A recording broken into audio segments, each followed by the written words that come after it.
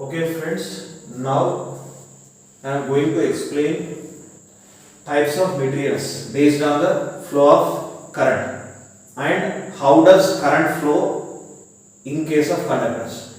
So first of all I am going to explain about types of materials. So basically based on the flow of current we have three types of materials. The first one is conductors. Second one is insulators, and third one is semiconductors.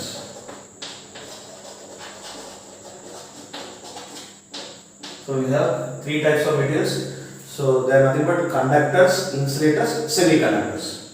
Based on the flow of current, only they are divided into three types. So first we will see conductors. What is meant by conductors? So if we consider any material, if it allows a current maximum, then it is said to be conductor. So if we consider the conductor, in case of conductors, a conductor contains more number of free electrons. In these conductors, free electrons will be more. So if we consider the examples of conductors, all the metals are good conductors of electricity. Why? Because they are having more number of free electrons. So then what is the free electrons here? The electrons which are presented in outermost shell of an atom is nothing but free electrons. So if it has more free electrons, due to the existence of more free electrons, it can carry the charge very easily. So that's why conductors are consisting more number of free electrons. They allow the current. And now we will consider insulators. Insulators also known as bad conductors or poor conductors. And if we consider in case of insulators, they have very less number of free electrons. Free electrons are least. They are very least. So then, in case of insulators, we didn't find any free electrons to carry the charge. So that's why they are unable to allow the current. So we will consider the examples of insulators: rubber, wood, stone, walls. These are the examples for insulators. So why with paper? Paper also bad conductor. Why? Because in these kind of material doesn't have any free electrons to allow the charge, to pass the electric charge. And next one is, third one is semiconductors. Semiconductors, this topic is not there in your textbook, but I want to explain completely. Semiconductors means these type of materials allows the current partially. So why? Because these semiconductors consisting some amount of free electrons. Example for semiconductors are nothing but silicon and germanium. So these are the three types of materials based on the flow of electric current. So now our next topic is how does current flow in case of conductors. How the current will flow from one place to another place. So we will consider one example for that one here. So we are going to we want to light the electric bulb. So what we need to do to light the electric bulb? So we need to connect the electric wire, and basically in our houses, if we on the switch, if we close the switch, means the electric bulb will glow. So here the electricity will pass to the electric bulb with the help of the copper wire. So immediately the current will, if we close the switch, immediately the current will flow through the current will flow into the electric bulb with the help of that copper wire. So how does it is going to take place? So I am going to explain all these things here. Listen with concentration. How does current flow in conductors? So here first of all this diagram. So if we observe this diagram, this particular diagram represents, the cylinder represents copper wire. So instead of conductor, I am considering copper wire. So just now I explained in case of conductors, in case metals are good conductors. So in case of metals are conductors, they have more number of free electrons. So here in this diagram, here battery or cell is not connected to the copper wire.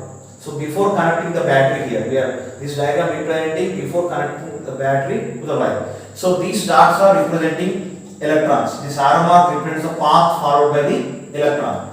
So in this diagram, we are not going to connect any source of electricity. That means cell or battery. So in this case, free electrons are there. Anyway, free electrons are there inside the conductor, but they are moving in their own direction, random directions. If you observe this one. So in this case, the number of electrons which are moving towards the left side is exactly equals to number of electrons which are moving towards the right side. So the net electric charge becomes 0 here. We didn't find net electric charge. When there is no net electric charge, so there is no flow of current. So that's why in this diagram we are not connecting the cell or battery. There is no source. So that's why current is not flowing here. So if we want to flow the current means what we need to do? We need one source of electricity. So here as a source I am going to use a cell. And now I am in the second diagram I am going to connect a cell to the copper wire here. So if we connect the cell, so immediately some potential difference is created to the copper wire. Potential difference means it is very simple.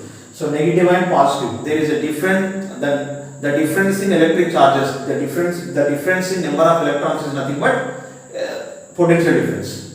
So here negative terminal at the negative terminal excess of electrons are there. At the positive terminal more electrons are there. So that is nothing but potential difference. So if we connect the cell to the copper wire, automatically all the free electrons are moving from left to right. Once you observe. So why they are moving from left to right? Why they are moving in a particular direction here? So why? Because due to the potential difference created by the cell. So here these are the electrons. Electrons are having negative charge. Already here excess electrons are there. So negative charge repel each other. But here deficiency of electrons are there. Here number of electrons are less. So that's why free electrons are moving towards the place where there is a deficiency of electrons. It is nothing but positive terminal. So that's why electrons are, due to the negative charge of electrons, all the free electrons which are presented in the copper wire moving towards the positive terminal of the cell. So in this way, if we connect the battery, if we connect the cell to the copper wire, all the free electrons which are presented in the copper wire are moving in a particular direction. So now we will find the net charge. So net charge, how many electrons are flowing here? 6 electrons. Net charge is 6.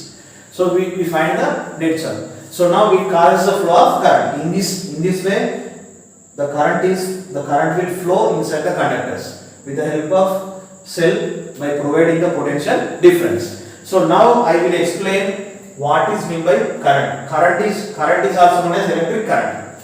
So both are same here. Current or electric current denoted with letter I. So now I will explain the definition of current here.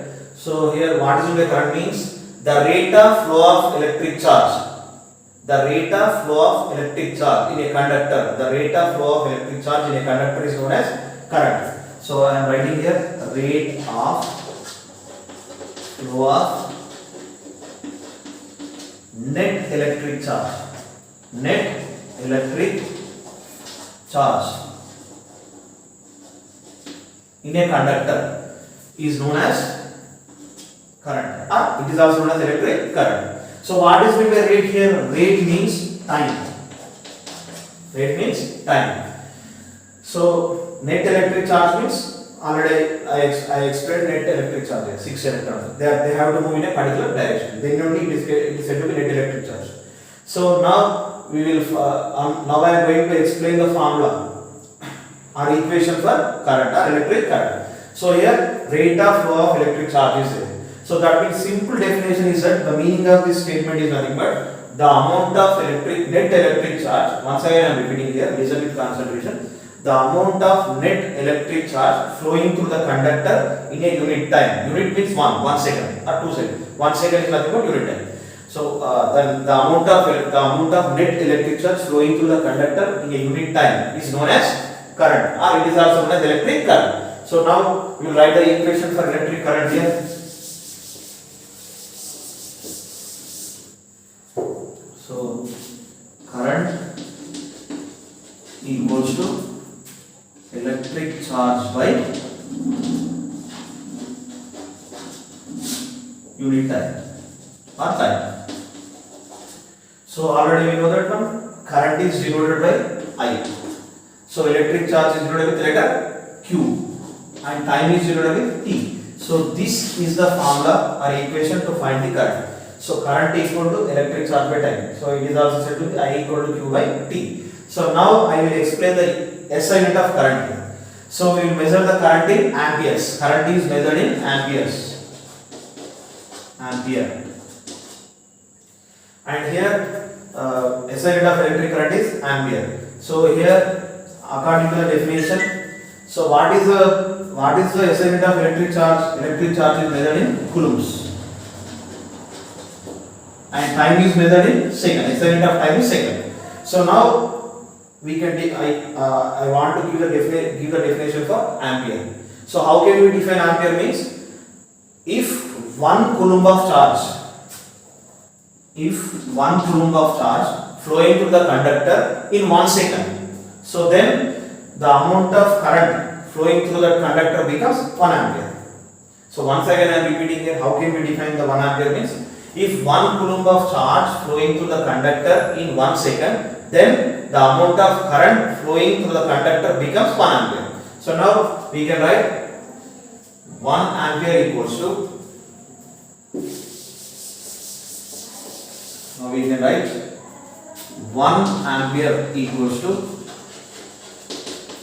1 coulomb by second. 1 coulomb by second. So that is the SI unit of electric current. 1 ampere equal to 1 coulomb by second. So in this video I explained about what is meant by electricity and properties and types of electric charges, and what is meant by electric charge, and types of materials based on the flow of current, and including with that how does current flow inside the conductors, and what is meant by current, definition of current, SI unit of current, and how can we define ampere. So all these things are learned in this video. Thank you friends for listening my class, and I hope that more members are going to watching my videos, and my suggestion is that physics is a very easy subject. When it becomes easy, if you understand the content. If you are unable to understand the content, it is very, very difficult. So everyone are going to think that physics is very tough, it is very difficult, but not at all. It is very, very easy subject. Try to understand the concepts. So if you find any doubts, you should keep the comment. Wherever, if you find any doubt at any place regarding any topic, just try to write the doubt in comment box. I will explain in my next videos.